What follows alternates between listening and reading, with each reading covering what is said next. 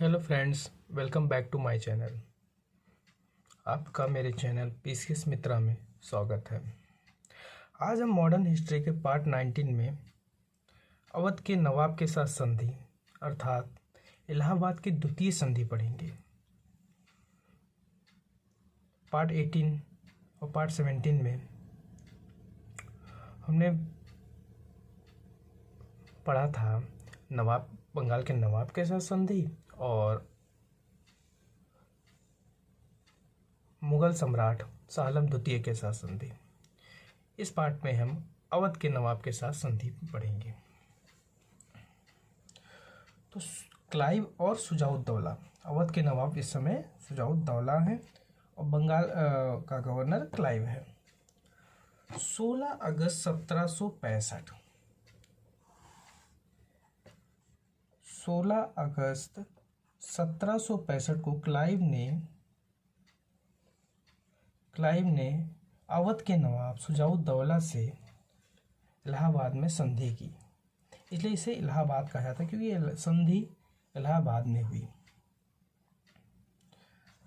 इलाहाबाद में संधि की जिसके अंदर शुजाउद्दौला को, क्योंकि शुजाउद्दौला के ही समय शुजाउद्दौला ने ही मीर कासिम को शरण दी थी और क्लाइव से युद्ध किया था। क्लाइव से नहीं, वेंसीटाट से युद्ध किया था, जिसका अंग्रेज सेना का नेतृत्व मेजर हेक्टर मुनरो किए थे। बक्सर का युद्ध तो शुजाउद्दौला उस समय थे। तो इसलिए इस संधि के तहत सबसे पहले क्लाइव ने यह निर्णय लिया, मतलब इस संधि में यह प्रावधान था कि सबसे पहला युद्ध के तौर पर हर जाने के लिए 50 लाख रुपया अवध को देने थे अंग्रेजों को। और सेकंड, कड़ा और इलाहाबाद जिले ये मुगल सम्राट को देने थे। तीसरा, बनारस और गाजीपुर की जागीर अंग्रेज शुजाउद्दौला से लेकर अपने खास राजा बलवंत सिंह को दे दिए, जिसके अंदर राजा बलवंत सिंह ने अंग्रेजों को 22.5 लाख वार्षिक देने का वादा किया।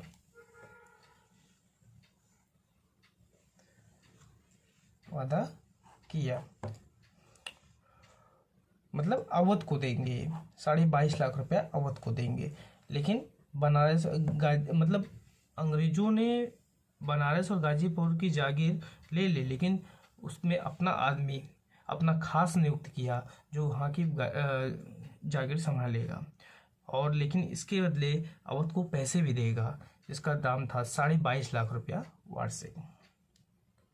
और अवध में सेना तैनात कर दी कि जिससे फिर से कोई षड्यंत्र शुजाउद्दौला अंग्रेजों के खिलाफ ना करे, युद्ध करने का निर्णय ना करे। ये तो अवध के साथ क्लाइव ने संधि की। इस प्रकार देखा जाए तो क्लाइव ने बंगाल के नवाब के साथ नजमुद्दौला से संधि कर वहां से फौजदारी अधिकार ले लिया और मुगल सम्राट शाह आलम द्वितीय के साथ संधि कर बंगाल, बिहार, उड़ीसा का दीवानी अधिकार ले लिया। तो एक तरह से अंग्रेजों की सत्ता अब में दम हो गया था।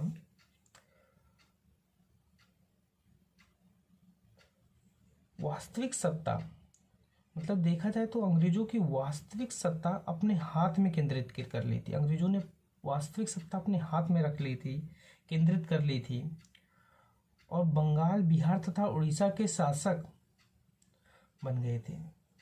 बंगाल, बिहार तथा उड़ीसा के शासक बन गए थे। लेकिन जो फौजदारी मामले को देखने का उत्तरदायित्व नवाब के ऊपर डाला था, साथ ही दीवानी मामले का उत्तरदायित्व बंगाल में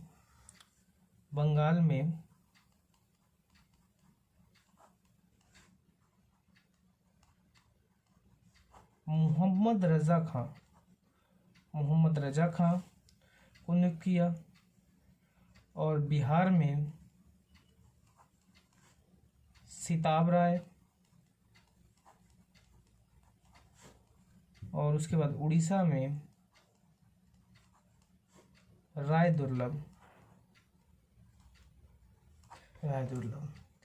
दुर्लभ को सौंपा था।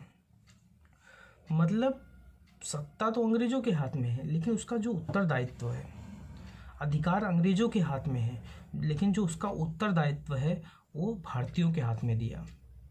मतलब बैठोगे तुम, लेकिन अधिकार हमारा रहेगा, मतलब जो भी उसका परिणाम होगा भुगतना तुम्हें पड़ेगा। तो ऐसा अंग्रेजों ने किया। अधिकार उत्तरदायित्व देखा जाए तो अधिकार उत्तरदायित्व के बीच की इस विभाजन को बंगाल में द्वैध शासन की संज्ञा दी जाती है। अधिकार एवं उत्तरदायित्व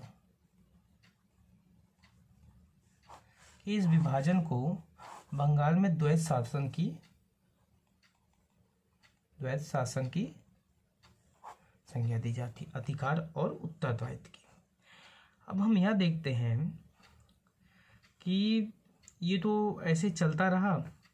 बंगाल में द्वैध शासन काल में बंगाल में कौन कौन से गवर्नर आए, तो सबसे पहले क्लाइव तो थे ही जिन्होंने द्वैध शासन की नींव रखी, द्वैध शासन चालू किया। उसके बाद वेरेलेस्ट आते हैं और कंटियार आते हैं। 1772 में जब वारेन हेस्टिंग्स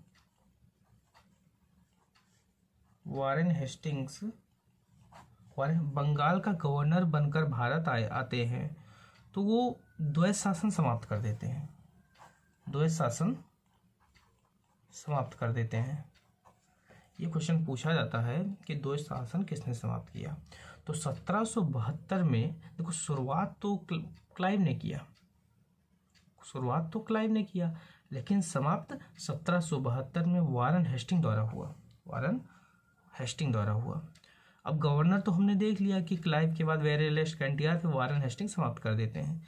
लेकिन इनके द्वैध शासन काल में कौन कौन से बंगाल के नवाब थे? एक तो नजमुद्दौला से शुरुआत होता है, फिर आते हैं सैफुद्दौला एवं मुबारक दौला। तो इसमें जो अंतिम गवर्नर थे द्वैध शासन काल के, वो थे मुबारक दौला। ये क्वेश्चन पूछा जाता है कि द्वैध शासन काल के अंतिम नवाब कौन थे? तो मुबारक दौला, ये थे अंतिम नवाब द्वैध शासन काल के। और ये तो हमारा हो गया द्वैध शासन काल समाप्त, कि किस प्रकार नींव पड़ी और कौन कौन से गवर्नर थे और कैसे समाप्त हुआ, किस काल में कितना साल चला, क्या कैसे, ये सारी कहानियां थी। लेकिन कुछ इतिहासकार थे जिन्होंने द्वैध शासन को क्या कहा, इसके बारे में देखते हैं, क्योंकि क्वेश्चन पेपर में कई बार पूछा जाता है। तो सबसे पहले हम देखते हैं के.एम.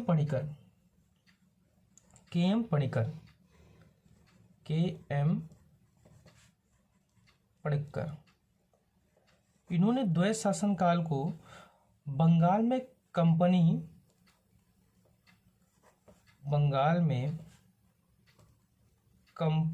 के डाकू राज्य की संज्ञा दी। के.एम. पणिक्कर ने द्वैध शासन काल को बंगाल में कंपनी के डाकू राज्य की संज्ञा दी। मतलब देखा जाए तो इस अवधि के दौरान अंग्रेजों ने बंगाल को जमकर लूटा। इसी का परिणाम 1770 में भुगतना पड़ा। 1770 ईस्वी में बंगाल को भयंकर अकाल के रूप में भुगतना पड़ा। भयंकर अकाल के रूप में बंगाल को दिखाई देता है कि इस अकाल के दौरान बंगाल में सन्यासी विद्रोह होते हैं, क्योंकि इतना पैसा लूटा कि बंगाल में भयंकर अकाल पड़ता है और इसी अकाल के दौरान फिर सन्यासी विद्रोह होता है। सन्यासी विद्रोह होता है जिसकी जानकारी सन्यासी विद्रोह की बंकिम चंद्र